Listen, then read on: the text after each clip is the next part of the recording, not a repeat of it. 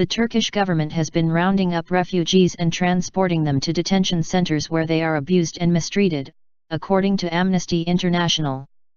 From there, many are deported back to war zones in Iraq and Syria.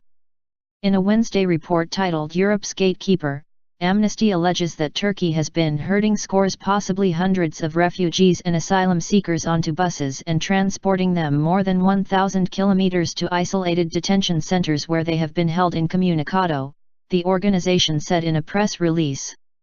It goes on to cite refugees who claim they were beaten and shackled for days before being sent back to the same countries they had fled. We have documented the arbitrary detention of some of the most vulnerable people on Turkish soil. Pressuring refugees and asylum seekers to return to countries like Syria and Iraq is not only unconscionable, but it's also in direct breach of international law, said Amnesty International's Director for Europe and Central Asia, John Dalhuisen.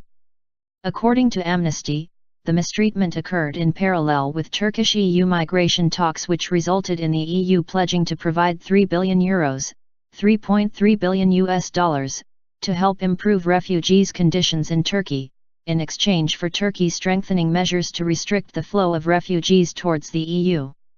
However, Amnesty alleges that the EU risks being complicit in serious human rights violations by engaging Turkey as a gatekeeper for Europe. The organization went on to confirm that EU officials in Ankara confirmed that 6 EU-funded open reception centers outlined in an October draft action plan would actually be detention centers. It is shocking that EU money is being used to fund an unlawful detention and return program. The EU must ensure that its funding and migration cooperation with Turkey promotes rather than undermines the rights of refugees and migrants, Amnesty wrote on Wednesday. Ankara has slammed the report, saying that less than 1% of Syrians face any kind of heightened restrictions, and insisting that all returnees are interviewed by UN staff. Turkey hosts the world's largest number of refugees, including 2.2 million Syrians.